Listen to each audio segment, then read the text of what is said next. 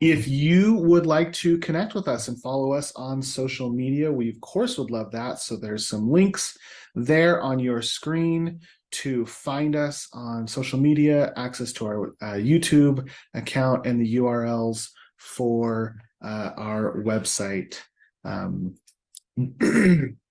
Michael mentioned this during our last session that he would be unavailable, so I will be presenting today. Very excited for that opportunity to present on this important topic. Again, RFPs, contract business partners. Okay, so first off, board duties. This has been a little bit of a recurring topic this year. As board members, you have a lot of duties. Some of those duties include fiduciary duties, risk management, human resources, enforcing your governing documents, of course, maintaining all of the common elements that you are responsible for in your community, and then promoting a sense of community, having your HOA, your community association, be a great place to live. So with those obligations, with those responsibilities, you need to make sure that you're using the good business judgment rule.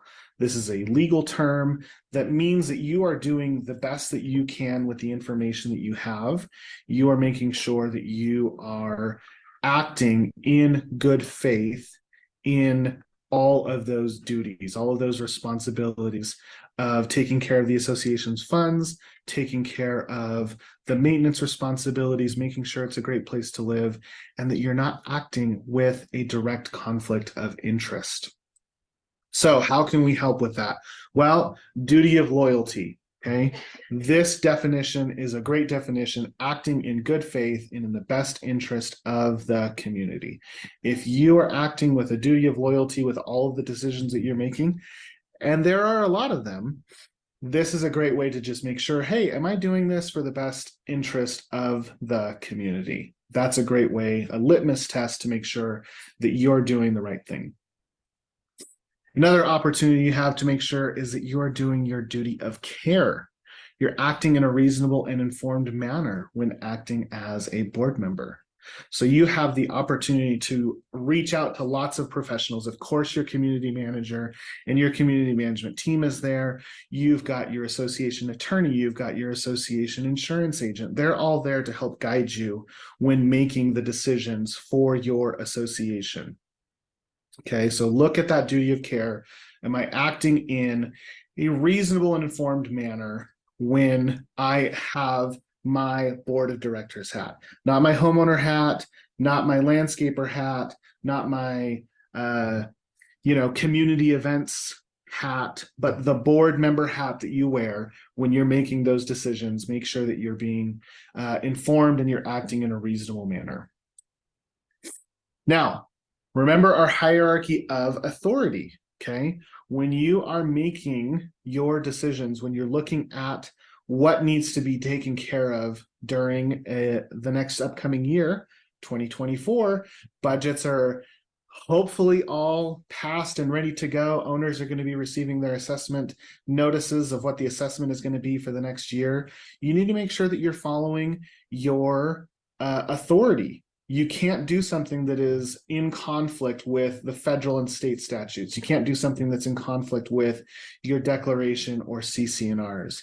You can't do something that's in conflict with bylaws. You can use those rules and regulations and resolutions to clarify those, to make sure that you are acting and moving in the appropriate manner, but just always make sure that you're on top of your hierarchy of authority and you're not acting outside of that scope.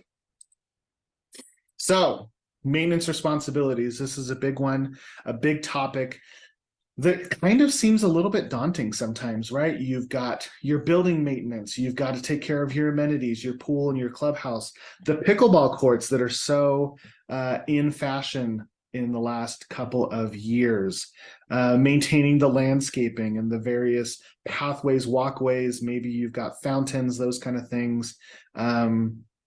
And the insurance responsibilities to make sure that all of those things are properly insured.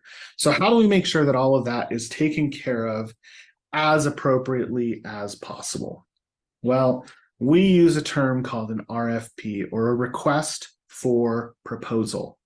You want to make sure that you are using that RFP process so that you can be on top of the scope. What are you going to be asking your maintenance professional to take care of, whether it's a landscaper or a pool maintenance tech, or you need to get some concrete repaired, right? There's lots and lots of various options that you may have to maintain in your association. So that RFP is going to help you make sure that the health and safety of everybody in your community is being considered. You're in compliance with your governing documents. You're doing your fiduciary duties, and that you can clarify what those resident expectations are going to be. So when you're putting together your RFP, your request for proposal, you're never going to really get, we like to say, oh, I'm going to get an apples to apples comparison. That's really not an accurate term, but it's what we're looking for in an RFP is as close as possible to a good comparison. Okay. You are making sure that you give the scope of work that you're looking for, and making sure that those vendors that you're going to be reaching out to can appropriately respond to those.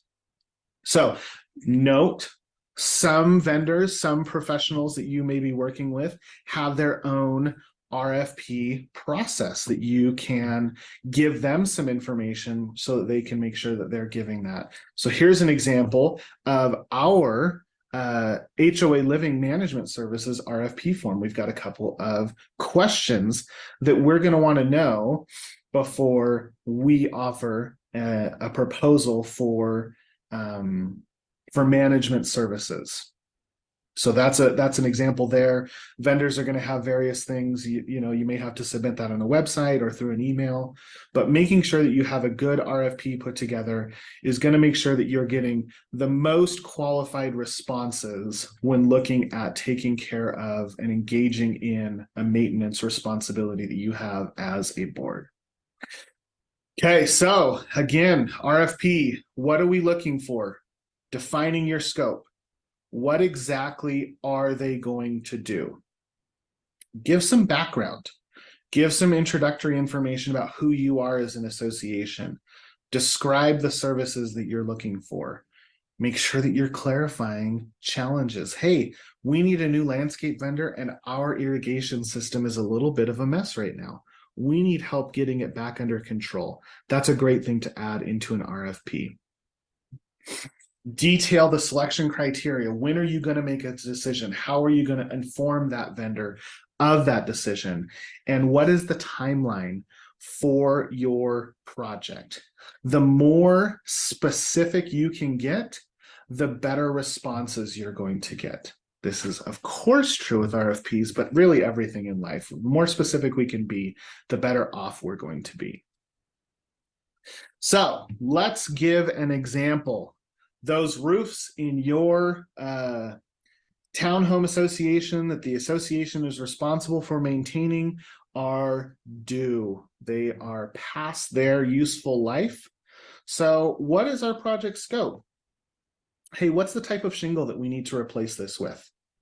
What are the warranties that are going to be offered by the manufacturer of that shingle? And what are the warranties for labor going to be for the roofing contractor who's going to install that?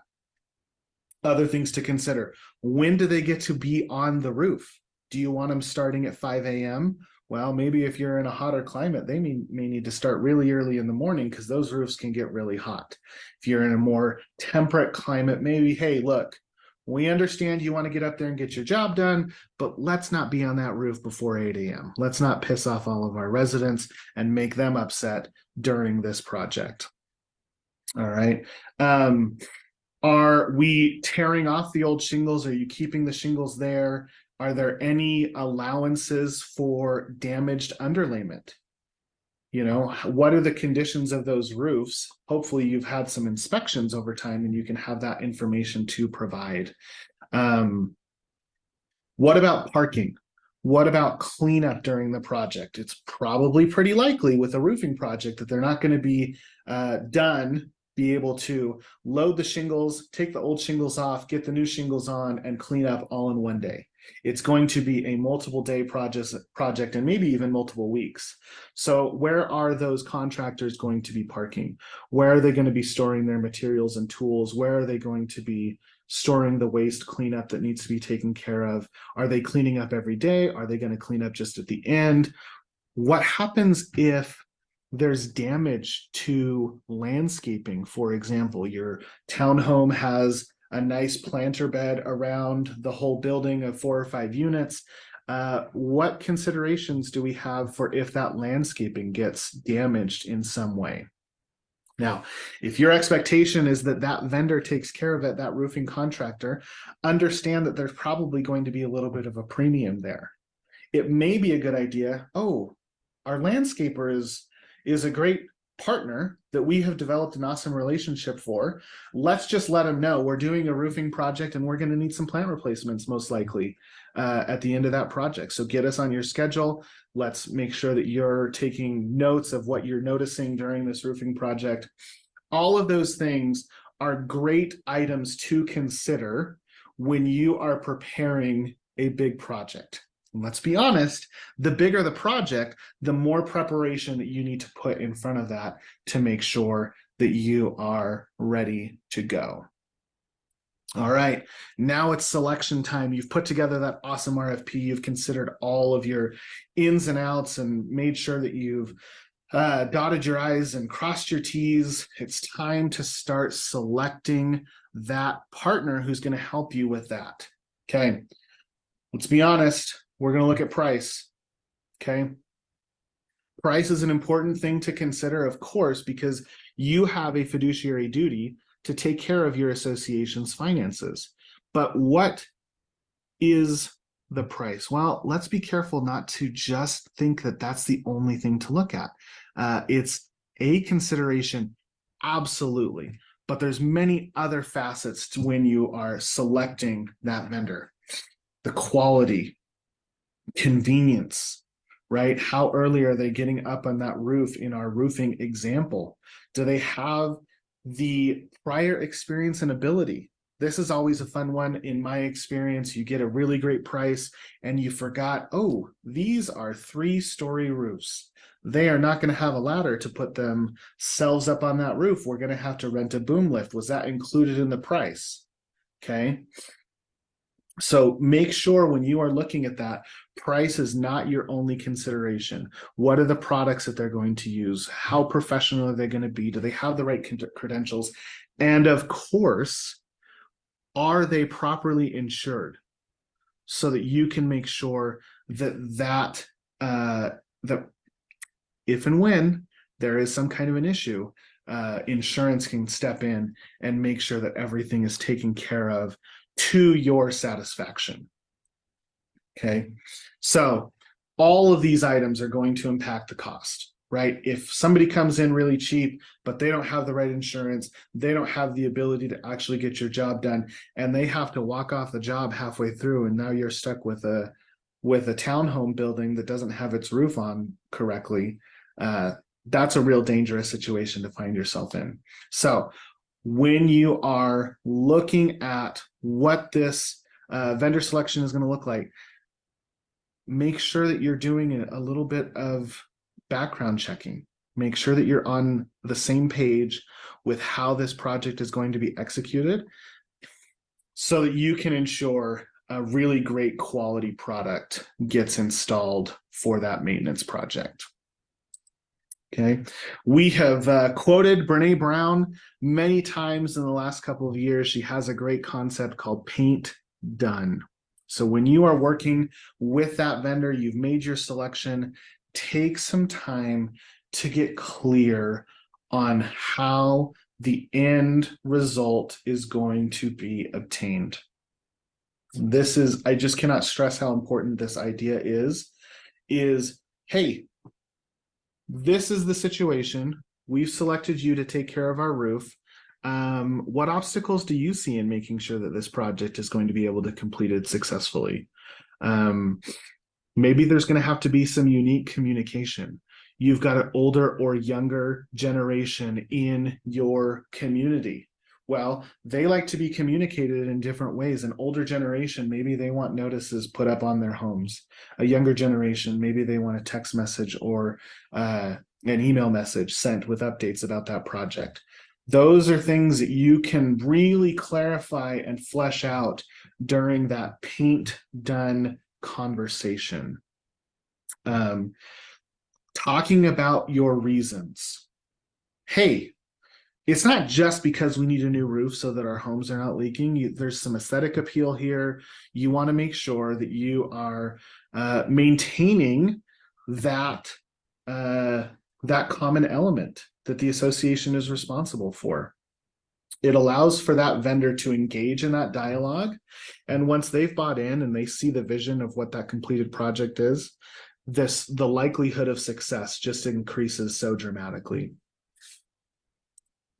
So, what is that end result? What is the dialogue that you're engaging in so that you can get all the way from A to Z?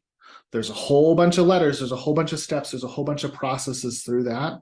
Having those conversations is just going to really, really dial in the likelihood of success. And nothing can be more frustrating than an unsuccessful maintenance project. So let's make sure that we are doing those engagements up front so that we make sure that we have selected the best possible vendor partner for that maintenance project. Okay, so some of those things that you may want to be looking at are more project management. Who is going to be managing this project? Is your community manager going to be on site every day? Most likely not. Is there a board member who can be there, or could you develop perhaps a committee to help make sure that the ongoing day-to-day project gets taken care of as appropriately as possible? Okay, so what are those cleanliness standards? Are we cleaning up all of the mess every single day? Is there going to be some waste that's left until the very end of the project? How is that going to look? What are the communication protocols? Who is going to update who, and how is that information going to make it throughout the entire community that's going to be affected by the project? Is the project large enough that you may have to do some payment schedules? What are those payment schedules going to be? How are we going to make sure that everyone is on the same page for how that gets taken care of? What if there's a dispute? What happens if there's some kind of conversation that needs to be had that the level of service is not up to par, or you're not taking care of your end of the bargain as the board for that community? Where's everybody going to park? If you've got a roof project, garages and driveways may be blocked. Is there going to be adequate parking? Are you going to have to stagger that schedule so that they're maybe only taking care of one or two roofs at a time to allow for people to move their vehicles throughout the community as they're affected and impacted by where they can park? Project management. If your manager can't take care of it, if the board can't take care of it, you may have to hire a third party to make sure that that project is taken care of adequately. As those projects expand in size, the necessity of getting a great partner to help you manage the project absolutely increases. Getting a great project manager can really, really be the difference between a successful project and an incredibly frustrating project. How are we monitoring work in progress? Are we getting weekly status reports? I've had projects that I've been involved with, and one of the responsibilities, one of the jobs of that vendor, that partner, was that they were going to provide weekly status reports. Here's the pictures of the before, here's the pictures of after, here's what we're doing to mitigate this issue, here's what's next on the schedule, so that everybody that is involved can have a little bit of a peace of mind of knowing that we're ready to go, and we're confident that this project is going to be successful. So as you're looking at partnering with those vendors, make sure that you engage in that entire process. Make sure that you're painting the end result so that it can be as successful as possible. We have loved our time this year going over AES. If you are inclined, we would love a 5-star review. You can scan the code for whichever company you are affiliated with, CAM, FCS, Legacies Management, one of our friends there in Louisiana, or the newest member of the HOA Living family, HOA Living Minnesota. We would very much appreciate that. Additionally, we'd love some feedback. We have a QR code here to take a survey for giving some feedback on what the 2024 schedule would be. What were your favorite topics this year? What are some topics that you'd like to see? Is there anything else that we can do to make these more positive? And with that, we're going to open with a Q&A session. So if you have any questions, you can type those in chat. You can raise your hand so that we can call on you and answer those questions.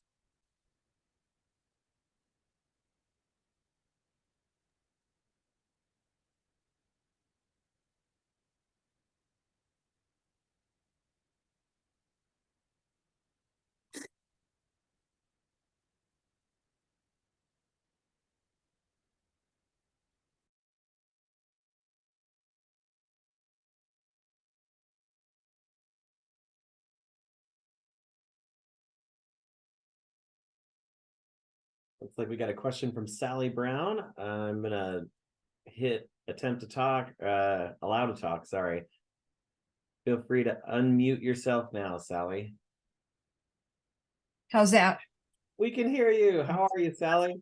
I'm well. How are you guys? So good. Thank you so much for your question. So I just have a helpful hint, I suppose you would say.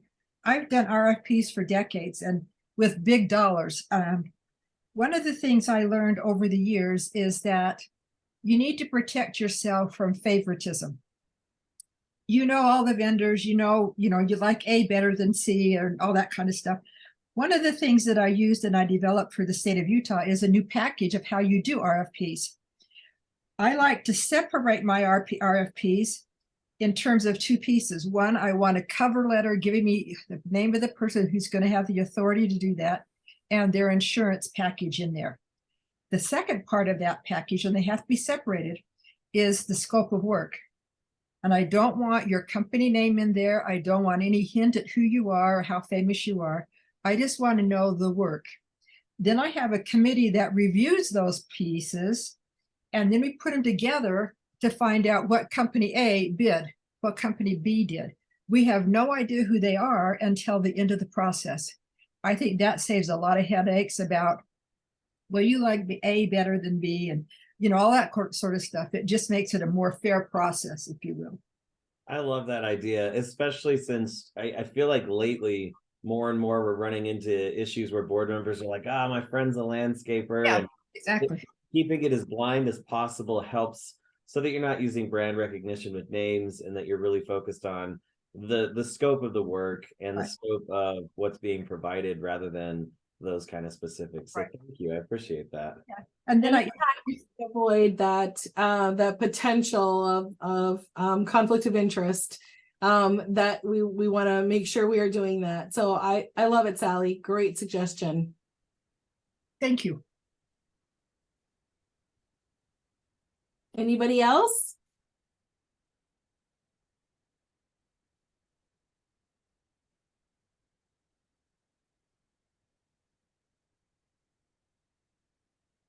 Not seeing anything coming in. If you do have further questions, feel free to reach out to us. You all know how to get a hold of us, and we thank you for your time today. Have a wonderful day. Thanks, everyone. We'll go ahead and send out an email with links to the recordings for this. So if you want to share it with anybody else in your community or on your board, you're welcome to do so. So we look forward to that. And you guys have a wonderful day. Thank you. Thanks, everyone.